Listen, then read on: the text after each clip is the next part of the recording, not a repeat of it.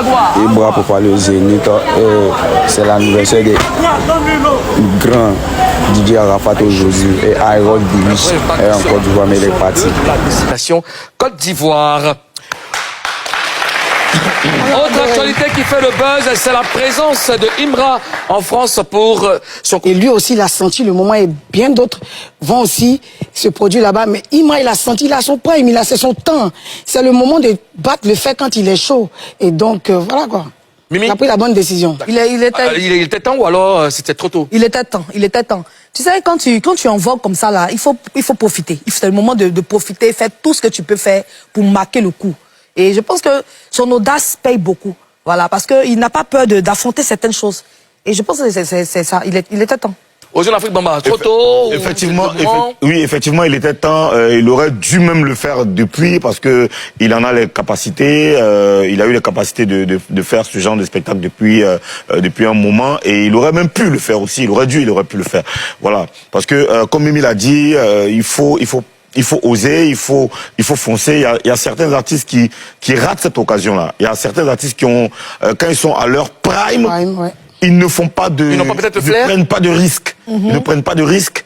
Même parfois, il y a des promoteurs qui proposent, mais ils n'ont pas vraiment. Ils n'ont pas cette confiance en eux. Là, tu vois. Voilà, ça arrive. Hein. Il y a des cas comme ça, hein, des artistes qui veulent. Et qui ont des promoteurs, mais qui disent non, il faut attendre que je sorte tant, il faut attendre que tant. Moi, j'ai fait des propositions comme ça à des artistes en son temps, mais qui n'étaient pas chauds. J'ai proposé de parler de la culture, mais qui ont dit non, attends, on va sortir le prochain album d'abord, machin. Alors que tu n'es pas sûr que le prochain album va avoir la puissance pour va te pousser. Le temps passe, là. Voilà, et le temps passe, et après, jusqu'à ce que, tu vois, ça meurt. Donc, il a très bien fait de faire ça maintenant. Il était temps. Imra ne s'est pas déplacé seul à Paris pour le concert. Il est avec trois des top rappeurs ivoiriens du moment, à savoir Suspect 95, Kadja et Jojo le Barbu. Alors, comment vous réagissez à cet acte posé de Imra? Mimi? Oh, c'est un très bel acte. Quand moi j'ai vu ça, j'ai dit waouh. Parce que Jojo le Barbu, Kadja, Suspect 95, c'est trois grosses têtes du rap. Ils sont très forts. Les prendre et les faire participer à ton concert, je me dis que mais il n'a pas peur que ces gars lui volent la vedette ou quoi? Non, il n'a pas peur. Il n'est pas jaloux non plus. Ils sont forts. Kadja fait du rap pur. Pareil pour Jojo le Barbu. Il aurait pu prendre des jeunes, des rappeurs là-bas sur place pour faire le concert, mais associer ses collègues à cet événement-là, à ce concert-là, c'est à saluer. C'est à saluer, voilà. Ouais. Karina? Très bel acte. Mimi l'a dit, très bel acte. Tu sais, il a réalisé ce qu'il a dit dans l'une de ses chansons. Il a dit, s'il n'y a pas de place pour mon équipe, personne va jouer. Et sur le plateau ici, le jour qu'on a reçu, Imra, il a dit qu'il veut changer la manière de fonctionner. Il veut changer le rap ivoire, la manière de fonctionner. Il a dit, s'il va faire la zone inverse du rap ivoire, il va ramener des rappeurs durs et purs. C'est-à-dire qu'il va créer... il change la configuration. La configuration. Et c'est ce qu'il est en train de faire aujourd'hui. Il est en train de faire la part belle à ses amis comme Kadja, comme Jojo le Barbu. Aujourd'hui, ça me fait plaisir, surtout même pour Jojo le Barbu, qui a eu une collaboration avec Imra, qui aujourd'hui va se produire en France avec Imra sur ce projet-là. Je suis trop contente pour ça. Vraiment, ça salue. Aux Jeux d'Afrique, Bamba. Alors, ton avis? Oui, comme on le dit, une seule hirondelle ne fait pas le printemps. Il appartient à un mouvement. Il appartient au mouvement hip-hop, la culture hip-hop en général et au rap en particulier. Quand tu es en train de monter et que tu ne construis pas, tu ne protèges pas tes arrières, que tu n'avances pas avec les gens qui sont autour de toi, quand tu seras en train de descendre, il y aura personne pour te tenir. Et c'est le mouvement qui va te tenir. En allant avec ces artistes-là, avec Jojo le Barbu, Suspect et Kadja, qui sont des artistes qui sont en train de se positionner, notamment en parlant de Jojo et Kadja, qui sont vraiment en train de se positionner, qui sont en train de se faire une place en Europe. Ils vont avoir leur fanbase. Et quand tu te trouves à un moment donné, parce qu'un artiste forcé, quand tu montes, à un moment donné, tu stagnes.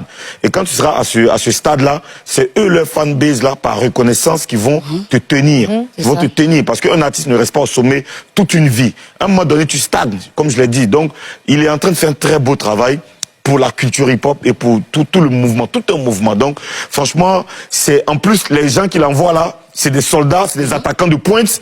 Alors, je peux te dire que là, on a nos éléphants qui sont allés en train de jouer à la Coupe du Monde du rap. Tu vois? Oui. On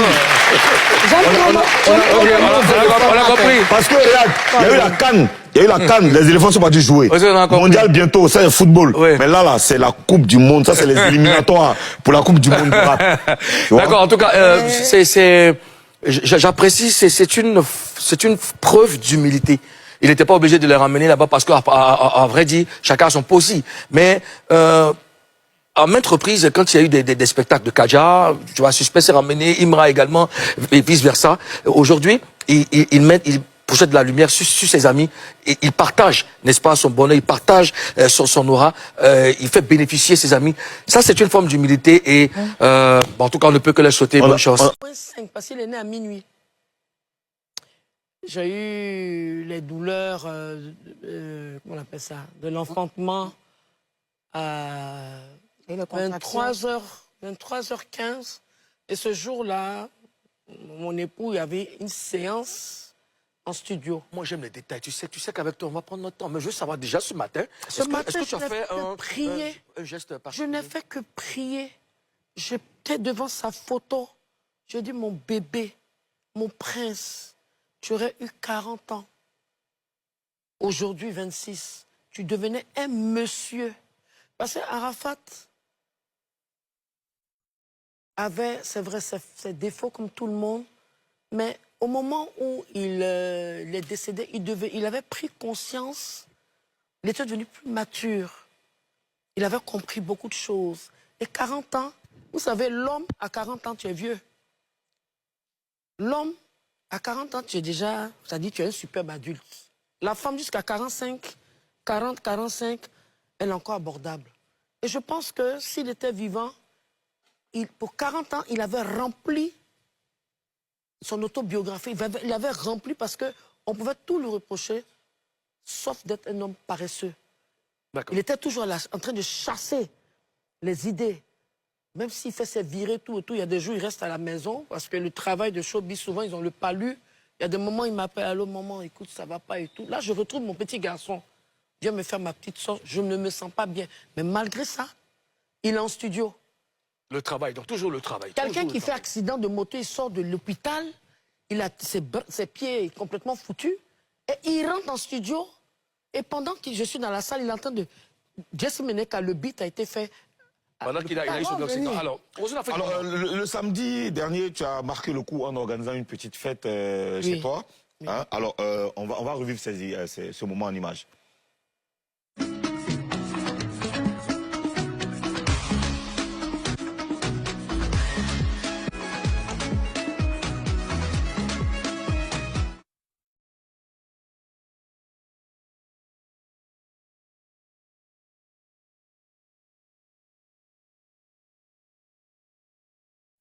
Ça c'était aux Europorteurs, aux hommes, c'est ça? Oui. Oui, c'était aux Europorteurs, à la Riviera Palmeraie. Qu'est-ce que tu as ressenti samedi en organisant ce show?